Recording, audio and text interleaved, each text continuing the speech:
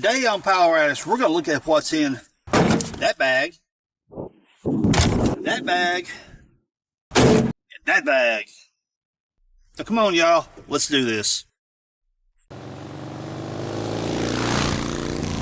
Now, to be straight and honest with you guys, my intentions for this video started out as just showing you what was in my recovery gear bag. The bow shackles, the pulleys, and all that fun stuff. But I thought, you know what? Tire repair is part of being out wheeling too. So, my tire repair bag was thrown in as well. So, let's get on with it. Now, today's video is about getting the gear from here into here. Now, you're going to see once I open this up, most of my gear is new. Well, actually, all of it is. Because what I used before were just some old ratty straps, 20-footer, 30-footer, and there also had some chain. We're not using chain anymore. Chain is no bueno. Do not use chain, and we'll talk about that later. So, I already had a bunch of these laying around the house for various different things, about bow shackles. Then we got the Snatch Block, which I had inside this frog towel, keeping it rattling so much inside this bag. So it's Snatch Blocks, and another Snatch Block. Again, just the bags which keep from it rattling. And another reason I went with new gear for the Snatch Blocks and stuff is that I put a synthetic rope on my winch. You don't want to use a Snatch Block that's had wire cable run on it. It roughens this surface right here and it'll chew your rope up. If you got new rope, you want good smooth surface for it to ride on. So I bought new Snatch Blocks. And like I said, none of this is sponsored from any other company. I purchased all this. And of course, soft shackles.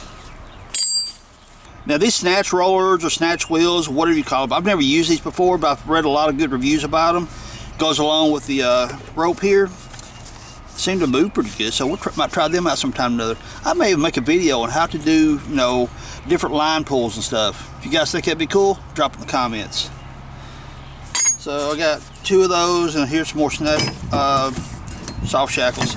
Also, the thing about running synthetic rope on your winch is abrasion. You drag this rope right here against the block, you're going to obliterate it. It's just going to chew the fibers up, make it weaker, and you're going to be replacing your cable, your rope much sooner. So that's where this comes into play. And basically what this does, you take split the Velcro right here. That wraps around your rope. That if you got a winch against a tree or a rock or something like that, that prevents your rope from getting all tore up. See? Haha, go prepared.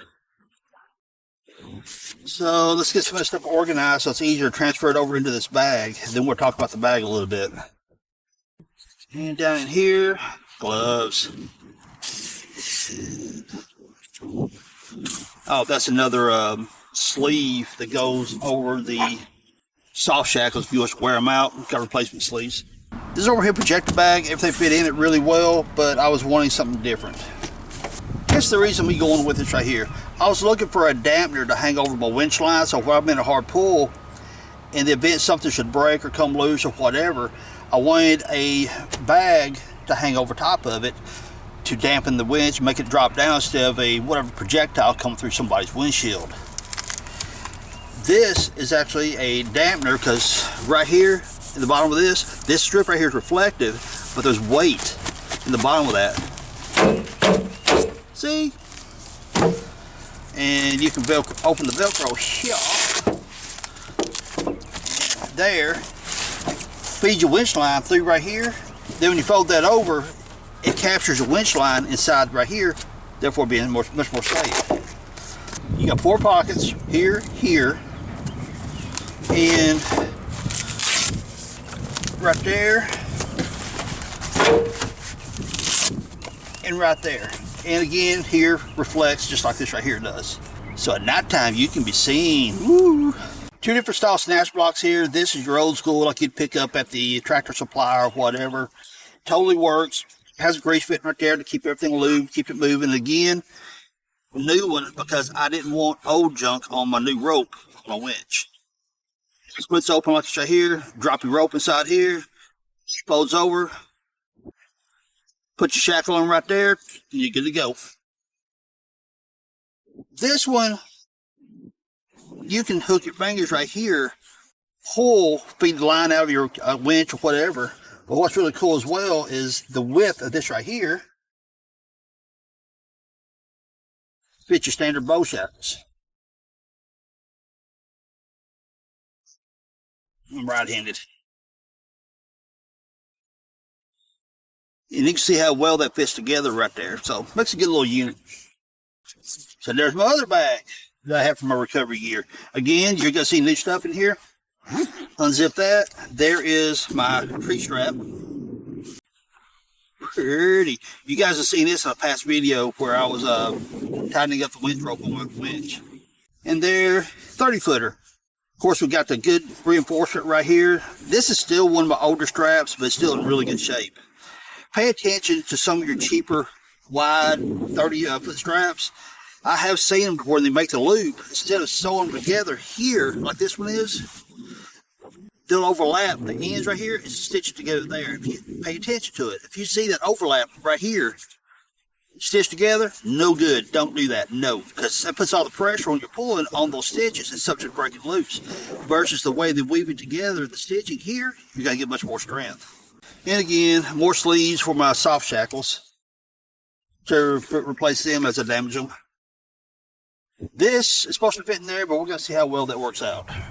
So being that these snatch blocks are so much more heavy, I think I'm going to wait till the last before I load these in the bag, simply because, I mean, the flip and flop and all right there, just a little bigger for you to tell, I guess.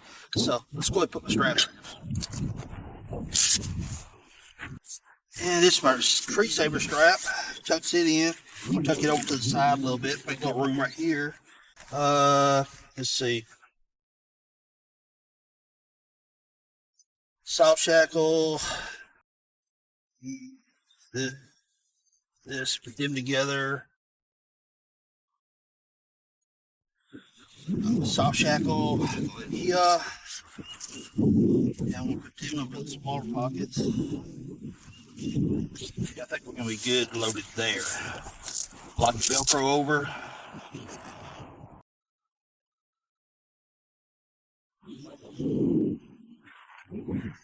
Like that. And this is my big 30-footer. I used zip ties on that to hold it together. I just don't think that's going to happen. Nope, negative, not happening. So I'm setting this to the side for right now. We'll use this pocket for something, obviously. So since we're not going to use that 30-footer in here, let's go ahead and put these in there. I'm going to flip it upside down so maybe these ain't banging against each other. That. And I'm going to go ahead and put this in here as well. Go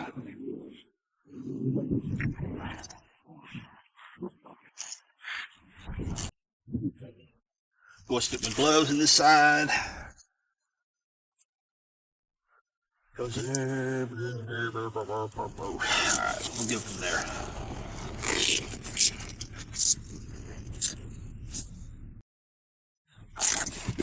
Slide that in there. Good fit. I like. Tilt it to the side a little bit, see if my Velcro closes. This one. Let's see. Because my recovery, because my tree straps on this side right here, I'm going to change that up. Put them over here on this side. Because this side isn't quite as thick. That one will actually fit in there probably.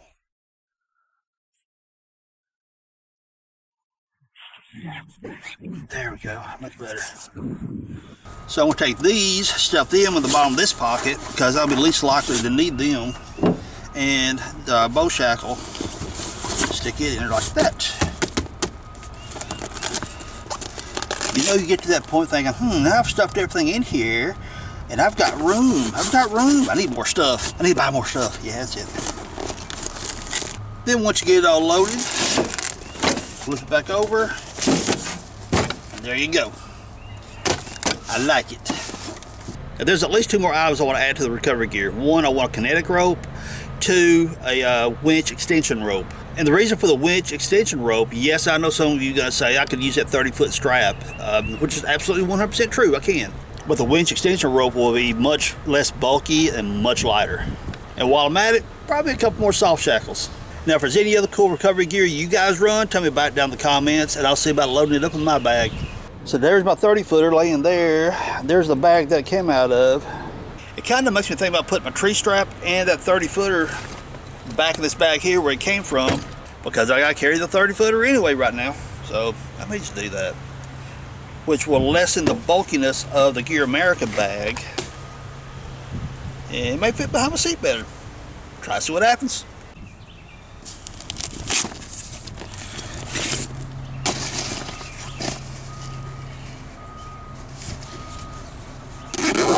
I mean, there's nothing wrong with that.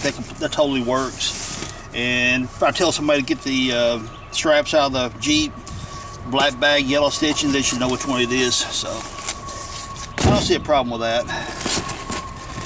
This will give me room to put my recovery rope, the winch extension rope, and maybe the kinetic rope in here as well. And now let's talk about this bag. Remember a moment ago we were talking about the Gear America bag, how it would hold down the winch rope?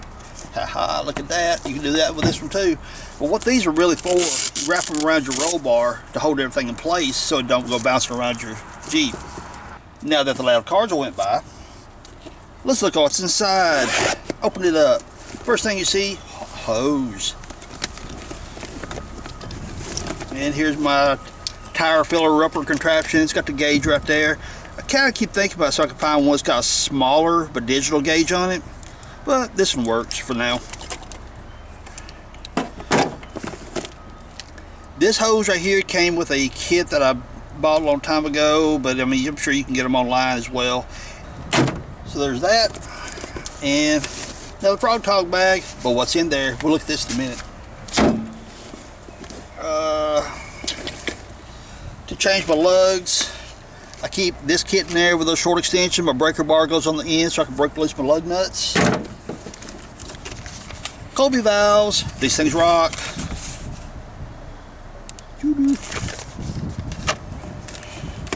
And another lug socket, never know, you might need it.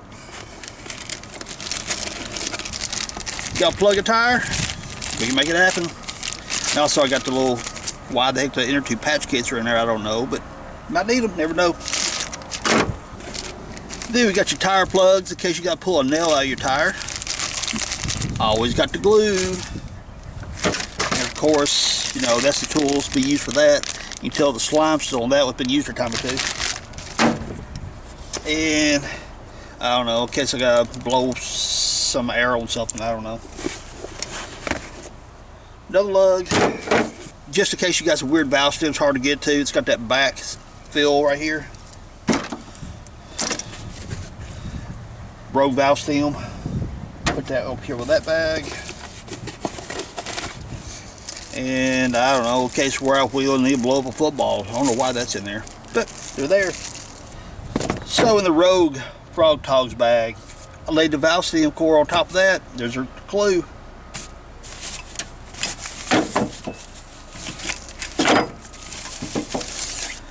The directions, in case I have a dumb moment, forget what I'm doing, but I don't know, I just do that. Anybody recognize that? Give you a clue. This is inside of a wheel. You stick it down inside there, you grab the back side of that hole right there and pull. Pull that rascal up out of there. There's that. And the handle.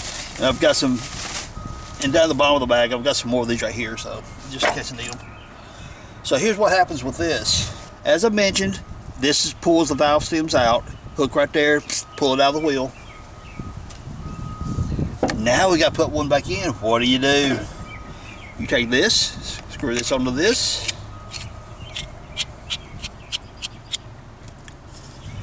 Valve stem goes on this.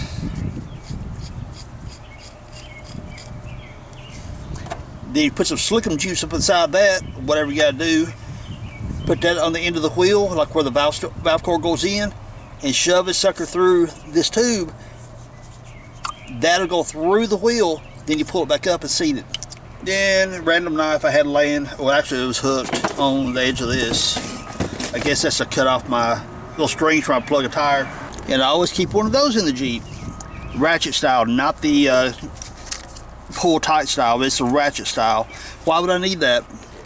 Well, if you unseat a bead, sometimes a ratchet strap, you wrap around all the way around the tire and crank it down real tight, it helps spread the bead outward and makes the seat the bead a lot easier. So later on I can make a video showing you guys how to use this contraption here and how to pull the valve core out, or valve stem, whatever, and Colby valves. I can make a video separate showing how to install these. But that would mean I'd have to bring back Tool Tuesday. That's a good idea. You guys tell me down in the comments if you guys like me to bring back the Tool Tuesday video series. And while you're at it, if there's a particular tool you guys would like for me to demonstrate on Tool Tuesday, tell me down in the comments. I mean, it's even possible I could go to the local auto parts store and get one of their loaner tools and demonstrate that as well. I don't mind. Because what's really cool about the loaner tool programs at your auto parts store, you get all your money back. They're just banking that you're going to buy the parts there as well, and that's where they make their money at. So tell me down in the comments, you want to bring back Tool Tuesday? Now I got to figure out how I crammed all this stuff back in that bag. Jigsaw puzzle. Now there's the 3 bags that stays in my Jeep most of the time. And I say most of the time because this one stays in there all the time. These 2 are my recovery gear, so whenever I go out wheeling, or if I happen to be out on a snowy, icy day and I need to help somebody out of the ditch or something, these 2 come into play then. So where do I put my bags? Good question. It's all centered around the driver's side seat. Start out with here. We got the bag that has my Snatch Blocks, my D-rings, and all that stuff in it. You know those really super heavy Snatch Blocks? Yeah. So I've got the bag held in by one of my soft shackles. You don't want that thing right there to get loose or start slinging around the inside of your Jeep and knocking you silly. So strap that sucker down somehow. It fits perfectly under my front seat. I mean, just absolutely perfect. And it's got all my gear in it, aside from the straps, you know, the big 30-footer. Then I take a soft shackle, loop it around this right here, so if something was to go completely sideways and this thing rolls over or whatever, I'm not going to have this heavy projectile coming out and knocking me in the noggin. And behind my seat is a tire repair bag. Yes, I told you guys earlier, these right here wrap around your roll bar, and they do. They fit perfect around this, but I'm running a half top, so if I take this, wrap around my roll bar, it kind of pushes back on my top a lot, and just not a big fan of that. So it fits pretty good when you drop it in. It kind of tucks under the seat right there. And those plastic bags right there, that's in case my seat gets wet. They're big enough I can drape them over my seat and my butt not get wet. And next, here's my straps, my 30-footer and my tree recovery. I drop them in right here. Now, if I was to have those heavy Snatch Blocks and D-rings and stuff like that inside this, I would actually secure it somehow or another, come over to the roll bar and tie it down, or tie it to the seat frame down here somehow to keep from it coming up and being a projectile and knocking me in the noggin. Yes, the straps will probably give you a slight headache if they hit you, but they're not going to be nowhere near as bad as those big heavy pulleys and stuff. And ta-da, always keep me an extra fan belt. You know, we as Jeepers do stupid stuff, so you always got to keep a fire extinguisher around. Red handle right here, pull it, tilt out, drops out. There you go, ready to rock. Put it back in place, pull the handle. You got a pin right here. See that groove? That groove locks up into that pin right there. Pull this out and make sure it locks in place. Yes, safety, safety, safety, have one. Well, to be honest with you, you should have one in every car you own. Now, when I have the camera on the driver's side shooting this way, you guys may have seen those. Yep, I got a Crown Royal bag here that has something very special right there. And this right here answers a lot of questions for you Jeepers that wants the doors off. Then I have a bag of bags. You see, I stick other miscellaneous bags down inside there. Never know you need a bag. Oh, you got a point there, huh? But I keep my tire bead strap in there, or if I need to strap down a cooler.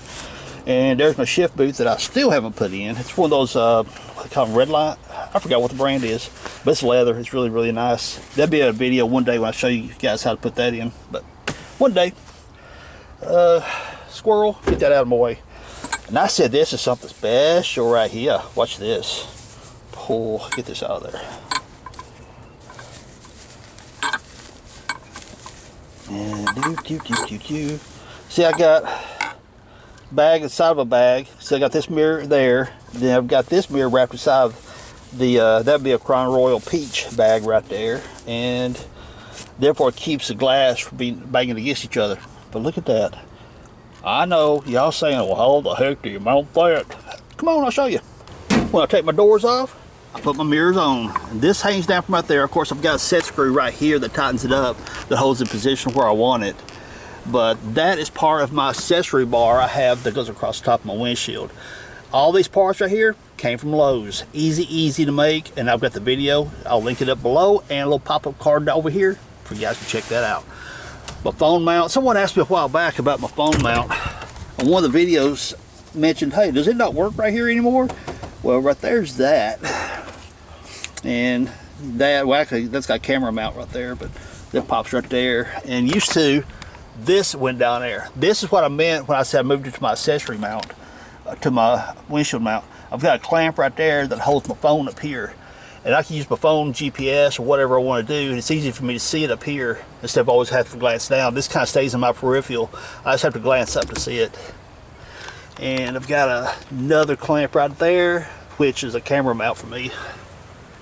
Because I do videos, I don't know if you guys noticed it or not. And my visor, of course, got little clamps right here that holds my visor in place. It actually works pretty well too, because it drops it down low enough, it's actually useful. So I'll link that video up, you guys check that out. And you can't forget, that is such a hot topic on the Facebook groups. Hey man, I got water puddling in my soft top, or my top, when I go down the road, is flopping like crazy. Right there, simple cheap PVC pipe, fixes that. Somebody's gonna ask about my tools. Check it out. There's my Atlas bag. These are awesome bags. Be careful of counterfeits, they're everywhere. This bag, as you can see, it has many junkyard trips and just general mechanic trips. I'm not taking everything out of this, it's just too much headache for that. But I can do a video on this later if you want. But yeah, channel locks, got a tubing cutter right there. Ratchet here that has, if I get it out of there, 3/8 on one side, 1/2 inch on the other. And adapters, extensions in there, metric and SAE sockets, wrenches and stuff in there. Had to go change camera batteries. Back to the bag. All different wrenches. And what I do is, like right here's a 15 and 11/16. It kind of, you know, like your 1/2 inch and your 13 would be the same spot. So have 3/8, 1/2 inch 12. Actually 13 should have been over there, but you got the point. So I kind of pair them up, SAEs and metrics along through there to help conserve space. And over here I've got various different pliers, channel locks and stuff. Got nothing on this side right here at the moment, but that's my super duper cable cutters. And again, you see the pliers and stuff. So you got the point. Then I fold the bag up. I got my big huge screwdriver right down the middle of it and buckle it up right there to a little, I can say very compact, but it's a lot of tools in that bag right there. It ain't light either. So, and a very important socket, 36mm, very important socket for YJs and TJs. Tell me down in the comments, what's it for? Down in the comments, tell me what you keep in your rig. Recovery gear, safety, repair, tools, whatever. Tell me what you keep in your rig. You never know, I may just take your suggestion, add it to my rig. I'm sure to a lot of you, I don't have to say this, don't use chains on the trail. Use your winch cable, use recovery ropes, use kinetic ropes, whatever it is you can use, with the weighted bags to go over to absorb any type of stored energy within inside, you know, the cable or the rope, whatever. Chains are dangerous. Chains have their place in life, no questions, absolutely, but not in recovery situations, especially if you're snatching. Like, check out this clip right here, prime example. I've seen this picture floating around the internet, but I didn't know the story. After some research, I found that the fellow driving this truck was named Ryan. They started out using a chain which broke after 2 hard snatches. That in itself could have ended very badly. They then ditched the chain for a static strap, all the while they were anchoring to the ball hitch of the pulling truck. The pulling truck backed up and got a running start to snatch Ryan out. The force was so strong that it ripped the drop hitch off, sending it through the windshield, bending the steering wheel, and then hitting Ryan in the face, ending his life. According to the story I found, his family was in the truck with him. He leaves behind his wife of 23 years and 3 kids. This little video clip here showing them using static straps, and worse yet, they had the static straps tied together with a D-ring, a steel D-ring. People, that's a bullet. The proper equipment for this recovery would have been kinetic ropes, and if you had to double up on kinetic ropes, use soft shackles to tie them together. This video has been floating around the internet for a while now. The Jeep is stuck, buried up in mud obviously, but the recovery vehicle, the vehicle recovering him, is using a chain and it is snatching hard. Chain breaks. You can see it went right through the windshield. Yes, the person died. Now this little clip here, this could have been an easy one. He had a static strap. All he had to do is pull it tight. Probably give it a little tug, he would have pulled him out of there. But no, he went full bore, a lot of slack, hard snatch, and jerked the front bumper off of it. If he was going to do a running start, should have used kinetic rope and tied to a proper spot on the frame, not the front bumper. Now this little video clip here, notice that the recovering truck or the pulling truck is using a bridle system. And I can't really make out if that's a rope or a chain they're using to the stuck vehicle. But nonetheless, they tied it to the wrong place, pulled the front bumper off. If that is a static rope and he had broken, it wouldn't do much damage to the pulling truck. But it still could have pulled the front bumper off as shown here. If this is a chain and the chain had broken, the pulling truck would have had a projectile coming at it. Being that the bumper was pulled off, it acted as a dampener to prevent the chain from crashing into the pulling truck. Look, my Power Addicts crew, get out there, have a good time, climb the rocks, play in the mud, do all that fun stuff. But please, be safe about it. So everyone, if you enjoyed this video, hit me with a thumbs up, subscribe if you haven't, leave me those cool comments down below telling me what you keep in your rig. Appreciate you hanging out. Peace. Later, y'all.